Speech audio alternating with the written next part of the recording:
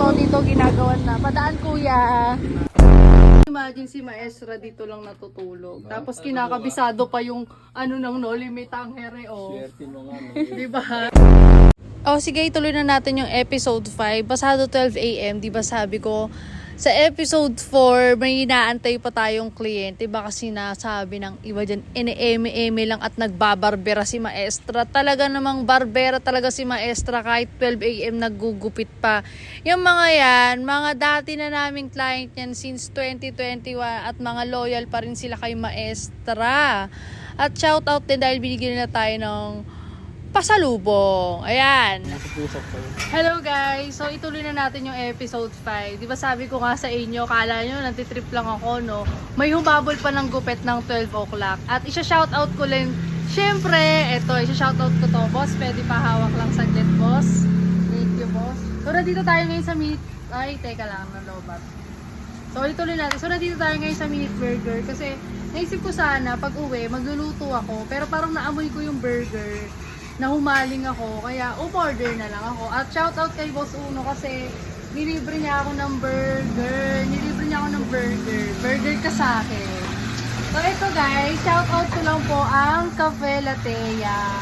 So actually bigay lang to sa akin ni Madam Janine, ni Baby Janine. Shoutout sa iyo, be. Thank you so much.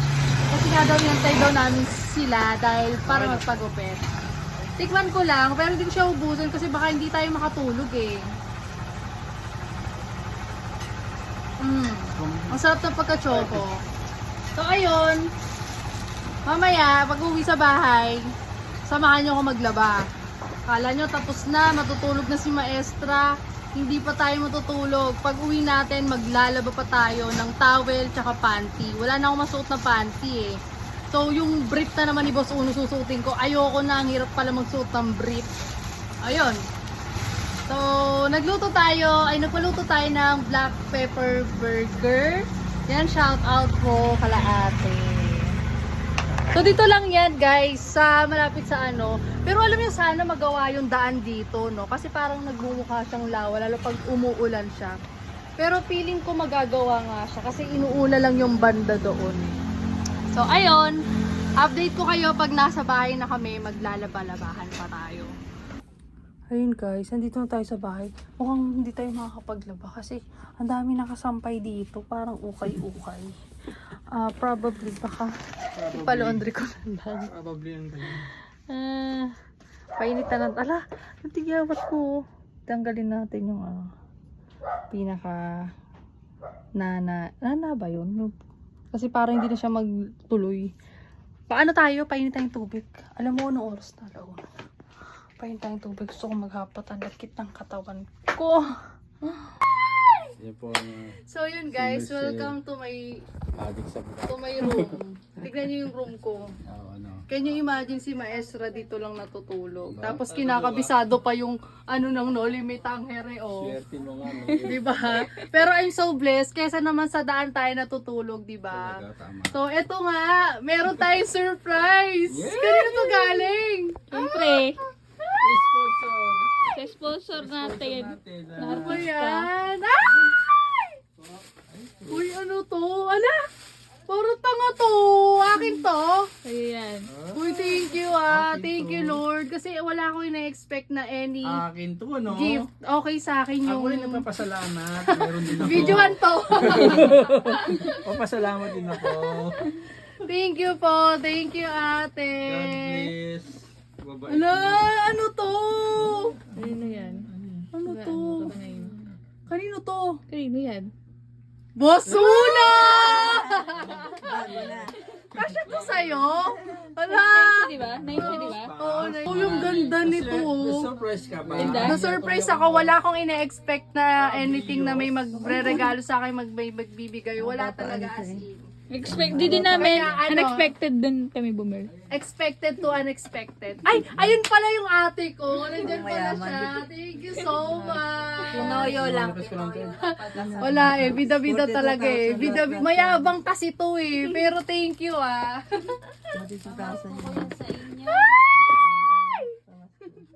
Ate mo nga, boys. O, ate mo. Yeah. Sabi ko kay mama mo, Ang kasya sa'yo. sabi ko kay mama mo, Ganda. Sabi ko kay mama mo, Ang kasya sa'yo. sabi ko kay mama mo, Sabi niya ng ate mo, Hmm. ano raw, sige kumuha na kayo ng order. Sabi ko, ay baka magbago pa isip, sige kukuha na lang ako ng Kasha? Parang sakto ah. Wow! Pang tatay yan ah! Tatay Pang na tito tatay to, ka pang din, tito. ah. Dito ba Ay, yung Bes! Tito vibes. Best time! Bless kayo, bless kayo. Bless kayo. Old money style. Ganun nung karaan nagmamanifest na ako na Bagay sa'yo dyan, Dong. Baka naman laspagin mo yan, Dong. Dapat pag-aalis lang yan, Dong.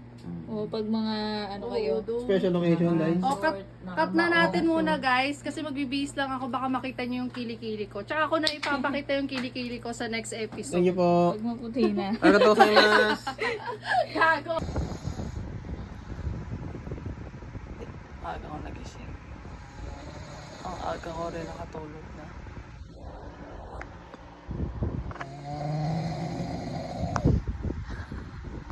Kanya pa naman yung katabi mo. Magigising ka talaga.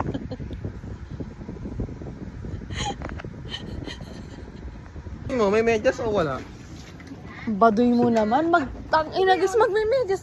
Bigay ni ate, magmemedyas. Old money nga yung eksena. Depende sa pagdadala mo. Sige, magmedyas ka ng Nike dyan. Nike? Siyempre Diba? hindi Nike. Cotton on. So, ayun guys. Nakakainis yung bangs ko pag basa yung buhok ko. Kaya mamaya, papa-blower nga ako. Pwede ka nag-intro. Eh, nag-intro na ako kagabi. Nakatulog na ako kagabi. Nalaloobat kasi yung cellphone ko. So, ewan ko kung normal things ko na yung tulog ko na yun. Yung oras Dahil tulog mo. nag-start na tayong mag full-time vlogger. Yung oras tulog mo. Ha? Yung oras tulog mo. Oras ka nakatulog. Tapos 4. Ano tayo, bil tayo ng brewed coffee. Alam nyo, the best ang brewed coffee ng 7-Eleven. Di ako makapaniwala. Arabica kasi talaga yung kape ko. Tapos nakita ko, Arabica pala yun. 35 lang. Sakto, may 50 pa ako dito, guys. Tara. Ang hangin na ngayon, no? Ay, shoutout pala sa ate ko. Ay, si Boss Light. Shoutout kay Ate Sara. Nakita namin ang asawa mo. Ayun, no? Gamit ko na yung shoutout pala kay ate kasi niregaloan niya ako ng bag. Dati tayo yung nagbibigay, tapos ngayon tayo na ang binibigyan. Sabi nila, bibili ng brewed coffee. Walang hamang palengke to. Oh, gilid-gilid. Gilid lang lang. May Hershey's Choco pala, guys. Hershey's Choco pala.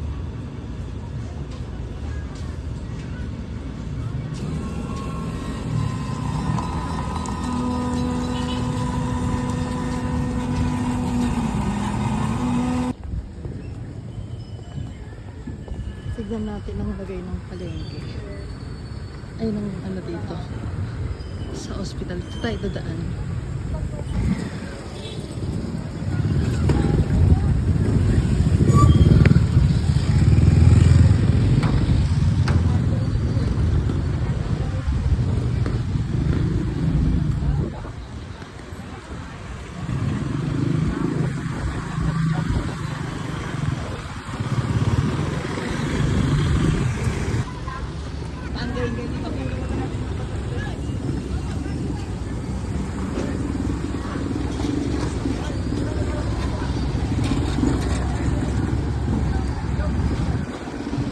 Ayan guys, updated. So ito dito ginagawan na. Padaan kuya. So shoutout ka na kuya. Ayan guys. Pag natapos yan, road trip tayo dito.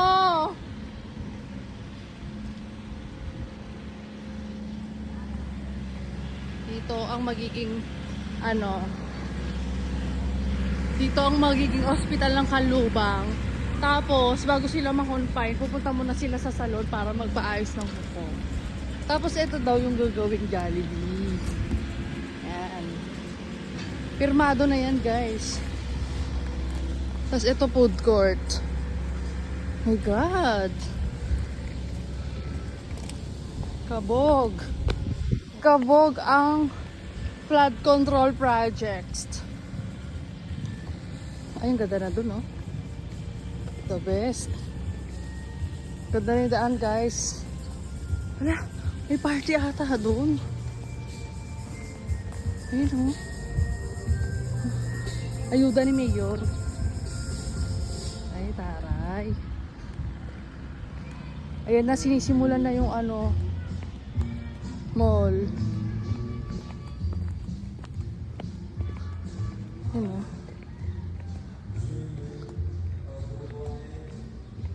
Hindi ko sumabay. Hindi kami nagsabay ni Boss Uno. Mabatrip ako sa lalaking yan. Nagiging buwisit ng kasama. Ayoko ng buwisit. Dadala natin yung Hershey chocolate. Yung bangs ko, nagiging kimpuet.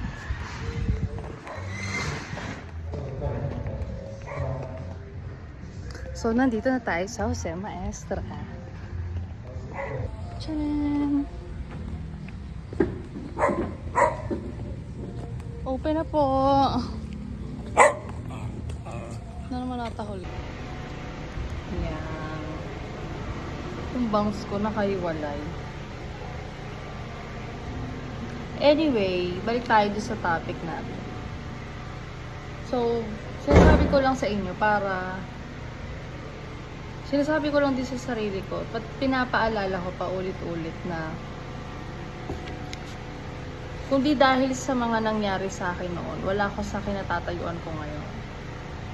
Kumbaga, lahat ng mga kala nating pangit na nangyari sa atin is may nag-aantay palang magandang future. May gusto pala sa ating iparealize. Ayun. Hershey tayo. Hershey Choco.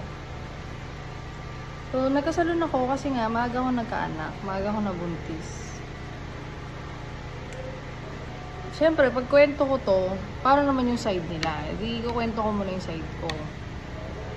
Ngayon, ewan ko kung saang episode tayo pero magtatagpo kung ano yung magiging kwento nila. Pero, bala sila, kwento nila yun eh. Ito yung kwento ko. Vlog ko to eh. Di mag-vlog din sila para ikwento nila doon.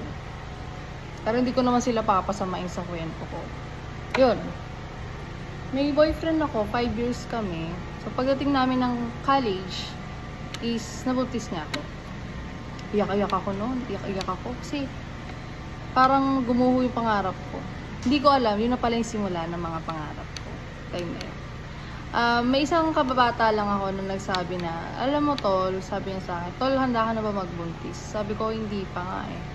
Sabi niya sa akin, yung iba nga dyan handa magkaanak pero di magkaanak. Ikaw pa kaya? So, yun yung na-realize ko na, oo nga no, bakit ko aayawan to? Bakit ko ipapalaglag to? Oo, may mga ganong instances na, kasi inisip ko nga, gusto ko makagraduate. Tapos nagbabasa ako sa mga Reddit, sa Google, na 5 years ka lang naman maghihirap sa anak mo eh. And the rest, maginhawa ka na, ganun. Pero kung hindi ako tumigil eh. So, pagkapanganak ko, ang due date ko kasi noon, March sana, February. Pagkapanganak ko, 1 buwan lang nagpahinga. Meron pa nga akong tahi nun eh, fresh pa yung tahi nun. Nag-training na agad ako sa salon. Kaya ako nag-training sa salon kasi naalala ko yung lolo ko na sabi niya, Apo, mag-aral ka maggupit. Kasi kahit saan ka magpunta, hindi ka magugutom. Kahit sa kapitbahay mo, kikita ka. Yun yung nakita kong way na magugustuhan ko talaga yung work. Na nag-e-enjoy ako. Gusto ko kasi yung nag-e-enjoy ako. Sabi nila pagka may passion, yun yung kahit wala akong alam noon, pinursigi kong malaman. Kasi, di ba ganun naman, pag gusto mo yung isang bagay, kahit wala kang alam doon, magkakaroon ka ng kaalaman kasi gusto mo siyang matutunan. Yung willingness mo. So, dun nagmula. Dun ko kinuha yung first birthday niya, bongga ng first birthday niya. Kasi, clown yun eh. Clown, may mga clown. Tapos, marami kaming pinimbita mga bata. First birthday yun.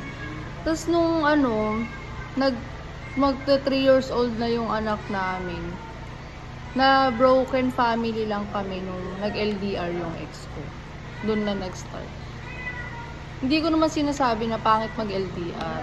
Pero out of 100%, 5 to 10% lang yung sumasukses dun sa ganong era. Depende kasi sa ng isang relasyon.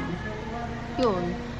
Kaya, hindi siya dami na nangyari sa life ko. Pero still, tinuloy ko pa rin yung pag-aaral ko. Tapos ibang pagsasalon ko. Kung bakit ako nandito ngayon. So, ito. Inom muna tayo ng hot chocolate. Tayo lang tayo ng client. Alam niyo naman, magiging busy tayo. Ano yan? Is offering. Mas alam mo! Alam mo ah! Yung favorite ko. Bigyan ako ng ano. ng crinkles. Bati na kami agad. Alam mo, madali ako magpatawad sa tao. Yun lang talaga yung kahinaan ko.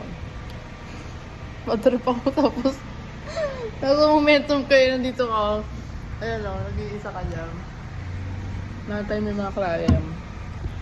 Tapos biglang may mag-aabot ng pagkain. Pati yung bangso na-apektuhan eh. Ayan, may mag-i-inquire.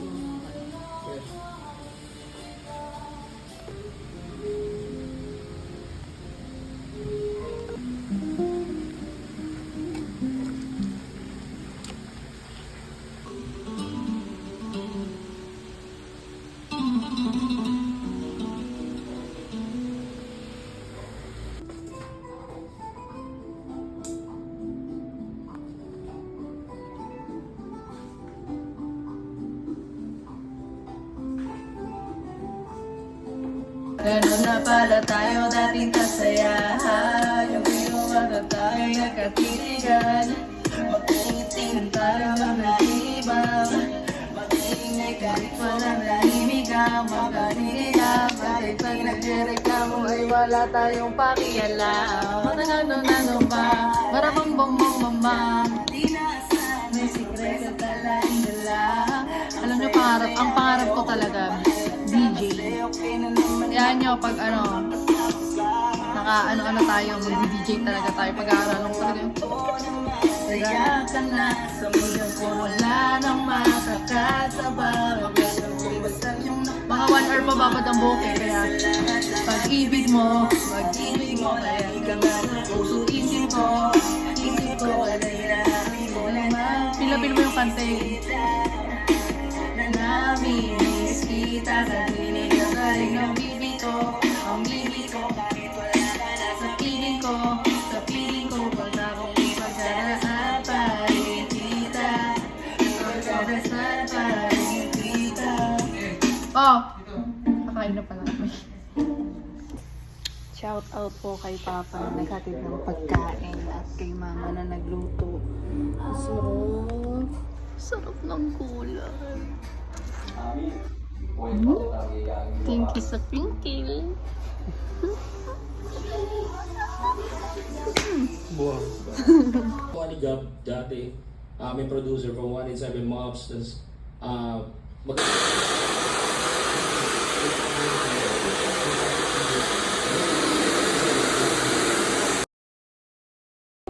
bigyan sila na kahit pa paano kung sila na may experience kami na nandito tayo sa Pilipinas to, parang gano'n na Parang ka pa rin nasa home. Parang ka pa rin nasa home lang ulit. Dahil nandito kami. yes, gano'n. So, pinapakita natin. So, masagot natin. Pero eto yan, kung gusto mo ng love, kailangan mahalin mo muna yung sarili. Kasi usually sa love, hinahanap natin yung mga hindi natin nakuha nung bata. Basta sa amin, totoo yun. Pag nakikita nyo, Singilin ko na lang yung picture ganyan. lagi nag-aaral ng bagong part. Yung ano tawag doon? Pero kumain, After tsaka before? Pag nawalan man, mas willing sila Papasa na lang. stay single. So, sa amin lang yung experience, nakita ko din. Tapos na. Pagod ako. Tapos nangala yung paa ko. Yung paa ko talaga yung ano dito. Alam mo guys, yes guys, bago tayo makaabot dito, no, talagang ang tindi talaga ng mga tema. Kasi si Papa nga, OFW nun. So si Papa, hindi yan nagpabaya sa amin. Syempre nasaktan siya bilang ame. Shout out sa'yo. Hindi man niya expect na ganun mangyayari sa mga anak niya na mabubuntis ng maaga. Ayun. So ako, hindi ko naman sinisisi sa magulang ko. Sinisisi ko rin sa sarili ko kasi naging matigas ang ulo ko. Sobrang negative ko noon. Gusto ko na magpakamatay kasi feeling ko parang wala nang pag-asa yung life ko. Pero mabait si Lord. Yun pala yung naniniwala talaga ako na kapag may problema ka, binigyan ka ng problema, ibig sabihin, kaya mo yan. Hindi yan ibibigay sa'yo ng walang dahilan. Yes, biglang naging positive, Hindi siya toxic positivity, binabago lang natin yung vibrational natin para mapunta tayo sa magandang situation. Oo. Ewan ko po sa mga nagpauso nun, positive na nga, ginawa pa nilang toxic. Oo. Ayun, natapos na kami ni Boss Uno. The best talaga si Boss Uno. Kasi yan ang pinaka-the best kong partner sa lahat. At bukod doon, sa next episode natin, pagkukwentuhan. Pagkukwentuhan, di ko naman alam kung anong next episode natin. Kung anong mangyayari. Kasi nga, unexpected naman lahat eh. Hindi natin talaga masasabi ang live. Yun. So, ito na, hanggang dito na lang ang episode 5. hindi na mabila. Sige, re-reviewin ko yan. Hanggang dito na ang episode na to.